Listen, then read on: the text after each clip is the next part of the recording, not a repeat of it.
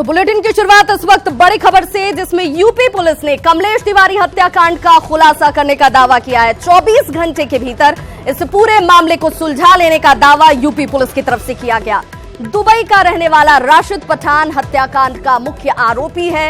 UP police के DGP OP Singh ने press conference अब से थोड़े वक्त पहले किया और इस कॉन्फ्रेंस के द्वारा उन्होंने ये खुलासा किया कि देखिए 24 घंटे के भीतर हमने इस पूरे हत्याकांड को सुलझाया है। 3 लोगों को हिरासत में लिया गया है, जिनसे लगातार पूछताछ की जा रही है। तीनों आरोपियों ने अपने गुनाह को कबूल भी कर लिया है।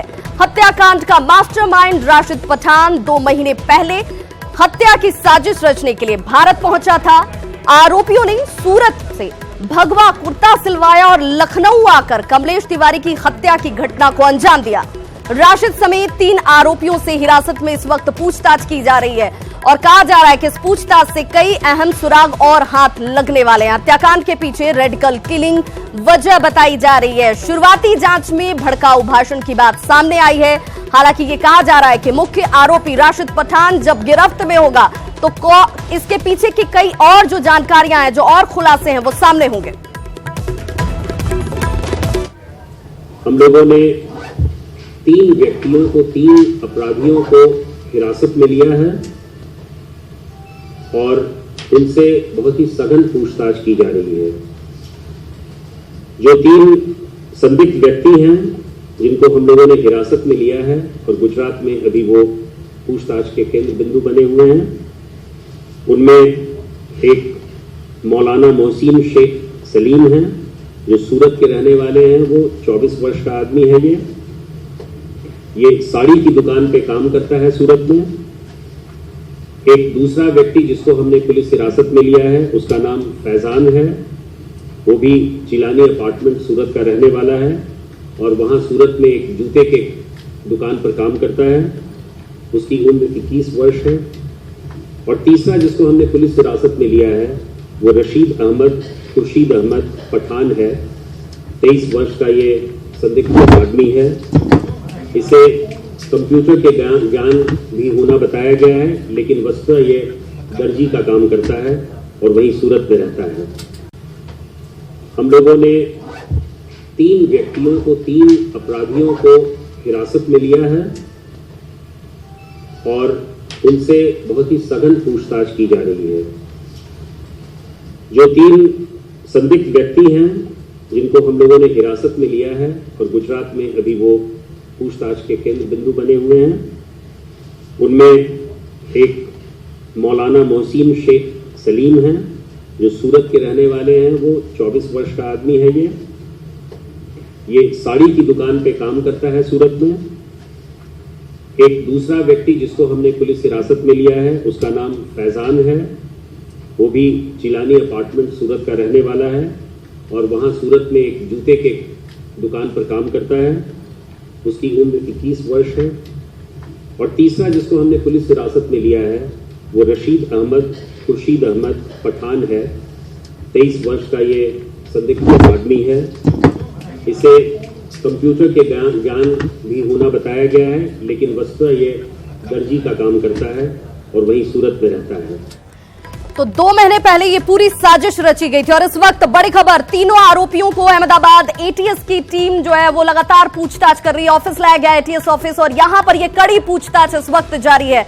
3 आरोपी जिसके नाम का भी खुलासा कर दिया गया है। हालांकि मुख्य आरोपी राशिद पठान जिसका पूरा लिंक दुबई से है, वो अभी गिरफ्त से बाहर है और उसकी गिरफ्तारी भी जल्द संभव की जाए, इसकी कोशिश की जा रही है। तीनों आरोपी किसी संगठन के साथ हालांकि नहीं जुड़े हुए हैं। ये दावा किया जा रहा है सिर्फ कट्टरवाद की वजह से इस हत्याकांड को अंजाम दिया गया।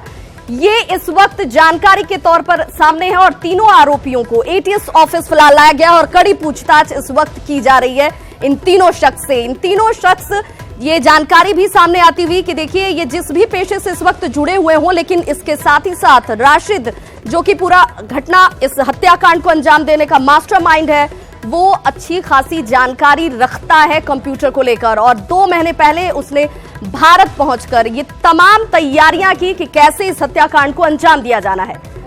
दुबई में रहने वाला गुजरात का राशिद पठान हत्याकांड का मुख्य आरोपी है और ये आरोपी ही जिसकी पकड़ अभी तक नहीं हो पाई है, लेकर दावा किया जा रहा है कि देखिए इस शख्स की गिरफ्तारी के बाद और कई चीजें जो है वो सामने आएंगी। डीजीपी ओपी सिंह ने प्रेस कॉन्फ्रेंस किया और प्रेस कॉन्फ्रेंस कर ये तमाम खुलासे किए गए। इस मामले में गुजरात के 3 लोगों को हिरासत में लिया गया है, जिसे एटीएस ऑफिस लाया गया और पूछताछ इस वक्त जारी है।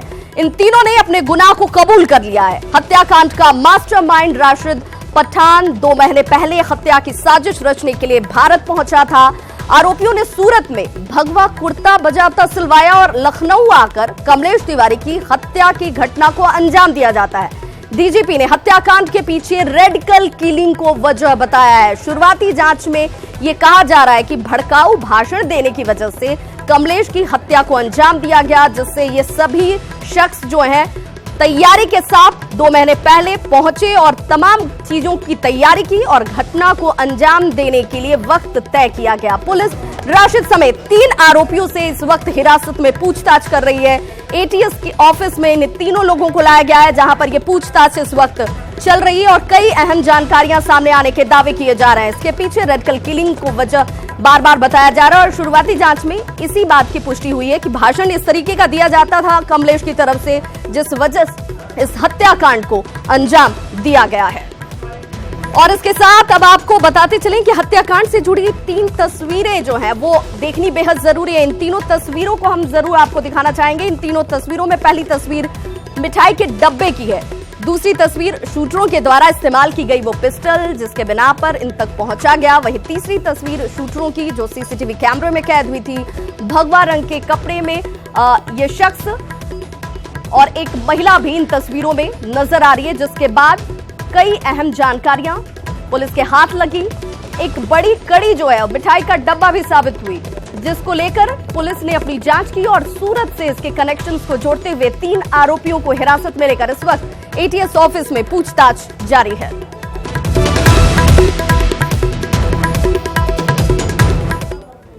तो लखनऊ में कमलेश तिवारी की हत्या मामले की जेडीयू ने कड़ी निंदा की है। केसी त्यागी ने कहा कि अपने से अलग विचार रखने वाले व्यक्ति या संस्था को निस्तानाबूद करने की लोकतंत्र में कहीं से कोई इजाजत नहीं है।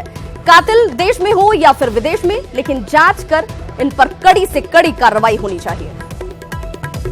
कमलेश तिवारी की हत्या की हम घोर निंदा करते हैं।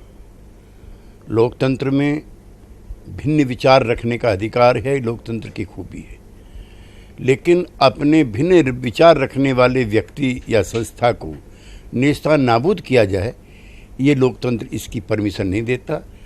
उत्तर प्रदेश सरकार से हमारा आग्रह है कि कातिल चाहे देशी हो या विदेशी हो, षड्यंत्र यहाँ रचा गया हो या दुबई में, इसकी जांच की जाए, दोषियों को गिरफ्तार किया जाए और उनको उनके दुष्कर्मों की सही सजा। और अब बात उस बयान बहादुर की जो कि अपने बयानों से अक्सर मीडिया में सुर्खियां बटोरते हैं। जी हम जिक्र कर रहे हैं असदुद्दीन ओवैसी का और उनके एक नए रूप को हम आपको आज दिखाने वाले हैं। आपको ये रूप देखकर यकीन नहीं होगा। हर तकरीर में अमित शाह बस यही पढ़ते असदुद्दीन ओवैसी मजलिस इत्तेहाद उल मुस्लिमीन। अरे अमित शाह, कभी ये तो बताओ कि तुमने 4.5 साल में हिंदुस्तान में क्या किया। योगी, तुम चीफ मिनिस्टर हो, जरा चीफ मिनिस्टर की जबान में बात करो, उस ओहदे का वकार रखो। आपने सुना, ये पुराने भाषण असदुद्दीन ओवैसी के हैं, जो अक्सर इसी तरह की तीखे बोल बोलने के लिए मशहूर हैं। उनके तीखे बोल सियासत में हड़कंप मचा देते हैं। जुबान से निकली उनकी बात का असर देखने को भी मिलता है। मीडिया में भी वे छाए रहते हैं। डिबेट में भी हाजिर जवाबी और तकरीरों के साथ साथ हैदराबादी अंदाज से अपनी अलग छवि बनाए हुए हैं। आमतौर पर हैदराबाद से AIMIM के सांसद असदुद्दीन ओवैसी की यही पहचान है, लेकिन जो नजारा आपको दिखाने वाले हैं वो इन सब से जुदा है। तो देखिए ओवैसी साहब क्या कर रहे हैं। जी हाँ, आपने जो देखा वो बिल्कुल सही है। मंच पर ओवैसी नाच रहे हैं, मस्ती कर रहे हैं। उनका डांस स्टेप भी लाजवाब है।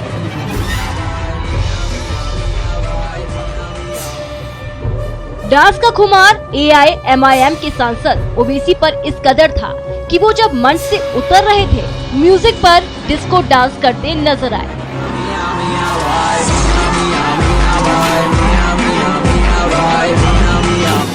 दरअसल ओवैसी महाराष्ट्र विधानसभा चुनाव में प्रचार कर रहे हैं। औरंगाबाद के पैठान गेट पर रैली खत्म होने के बाद उनका डिस्को डांस देखने को मिला।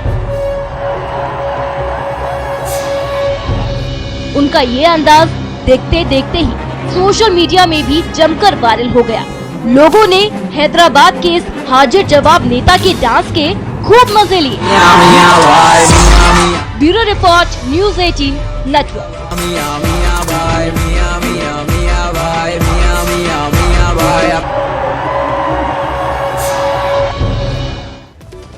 तो ओवैसी के इस डिस्को डांस के बाद खबर पूर्व कांग्रेस अध्यक्ष राहुल गांधी की, जिनका क्रिकेट खेलने का एक वीडियो सामने आया है। वीडियो हरियाणा के रेवाड़ी के एक कॉलेज का है, जहां स्थानीय लड़कों के साथ क्रिकेट खेलते हुए राहुल ने अपना बैटिंग टैलेंट दिखाया। दरअसल राहुल महेंद्रगढ़ में कांग्रेस की अंतरिम अध्यक्ष सोनिया गांधी की रैली कैंसिल होने के बाद रैली को संबोधित करते हुए नजर आए और रैली से लौटते वक्त खराब मौसम की वजह से उनके हेलीकॉप्टर को रेवाड़ी के केएलपी कॉलेज में इमरजेंसी लैंडिंग करनी पड़ी। लैंडिंग के बाद राहुल वहां क्रिकेट खेल रहे बच्चों के पास पहुंचे और क्रिकेट खेलते हुए नजर आए।